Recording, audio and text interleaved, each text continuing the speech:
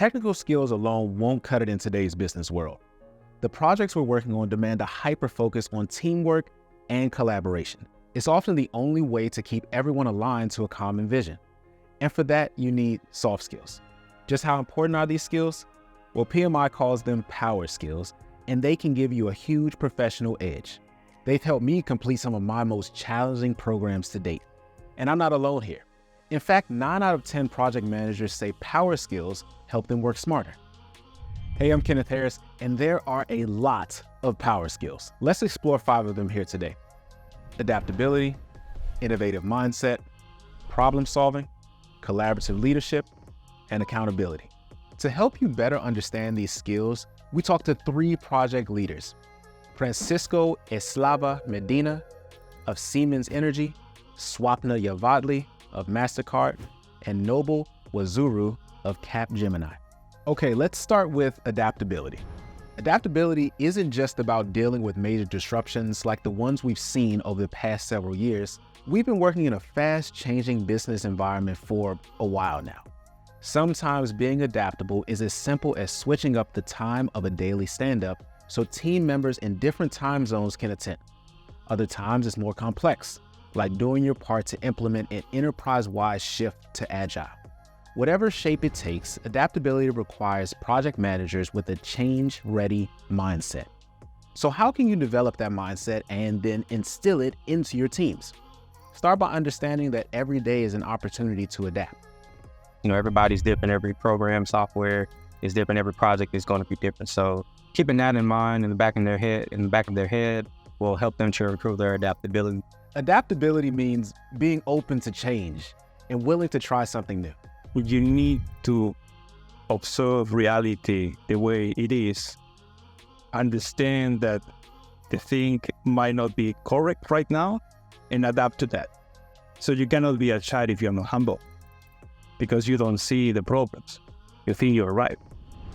So agility is for me also being humble, not open to be wrong, and open also to have joy in being wrong. That leads us to another important power skill: adopting and seeding an innovative mindset. With so much disruption out there, teams really can't afford to stick with the same old. They need to be first movers. To elevate an innovative mindset, project managers must push themselves and their teams to test the boundaries of what's possible in order to fail forward. How can you do that? Giving people the autonomy to explore is a great way to foster innovation. You don't allow people to talk and to give their position, you will never iterate to something better. You need to allow people to express their ideas from their window, because normally innovation happens by taking ideas from other domains and applying in a new domain, right? And if you don't allow this conversation, you don't respect the opinion of people, then you are killing innovation. To build a culture of innovation, project leaders should create opportunities for team members to be creative and reward them. We do have specific hackathons, challenges, innovation challenges where we encourage team members to go forward, participate and promote. And any of the new ideas that come through, we have a platform called Unlock, where we go ahead and it's a cross-functional collaboration that comes through, and people will go ahead, implement the ideas and make it happen. So you are coming together with a group of people to actually implement, prove the idea, or at least run a proof of concept. This is how this idea is going to work. That spawns into a solution that we might create a feature and put it on a product and so on. So it's about creating that culture of innovation and making it more visible, as well as recognizing the efforts of the team. Done right, all that innovation can help boost another skill: problem solving. We do it every day: flag an issue, then actively seek a solution. It's how you reduce the impact of blockers and keep milestones on track. How can we build a collaborative team of problem solvers? Awareness is everything. Rule number 1, don't avoid a potential problem. Find ways to bring issues to the surface so that they can be addressed before they get worse.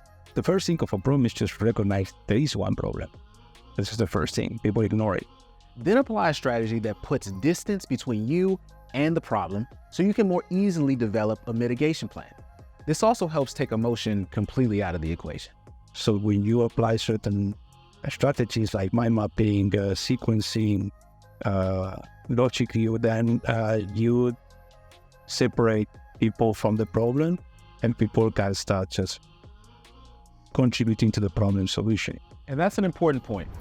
Problem solving is a team sport, so helping your team members strengthen their problem solving capabilities will benefit everyone. Work with them so they better understand how time, resources, and other factors can influence decision making when tackling issues. At the project management level or at the leadership level, I think it is more about bringing the right stakeholders together and reaching an agreement between them to get a solution to a problem. And that leads right into our next project management power skill, collaborative leadership. In today's workplace, this is a big one. We're dealing with factors like distributed work environment and cross-functional teams. And all those things make collaboration more important and more challenging than ever. How can we make collaborative leadership a reality in this dynamic?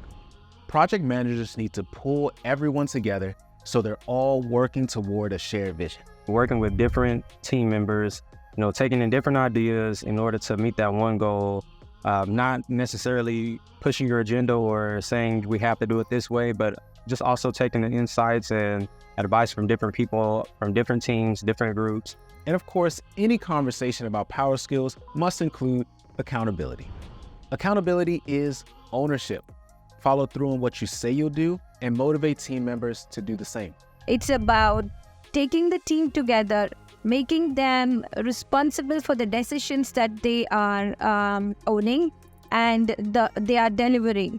So here's the thing. How do we encourage and strengthen accountability? Active listening is a good place to start. Show team members you want to understand their responsibilities and challenges better. Next, empower. Don't just impose tasks on your team members. Get your hands dirty and make projects a shared experience. Explain what we need to do and how each task connects to the team's greater objectives. And finally, lead by example. Be proactive and transparent in everything from how you're assessing risks to how you're resolving disagreements. And here's the payoff. Your team members will reproduce these positive and productive behaviors on their own. They talk to each other, they organize meetings before you synchronize them, they work more asynchronous. Basically, they call each other if they need to call each other. They ask each other for help. They also try to find risk themselves. They address the risks without you telling them. Okay, now you understand some of the must-have project management power skills and why they're important. So let's do a quick recap. Adaptability, responding to unforeseen changes. Innovative mindset, generating and acting on creative ideas. Problem solving, identifying what's wrong and finding a solution. Collaborative leadership, working with others to make decisions. And finally, accountability, taking ownership of what you say you'll do. So now you should have a handle on these power skills. So what's next? Set goals to strengthen these skills. It will boost your ability to help your project and your team. And who knows, you might even unlock some new career opportunities in the process.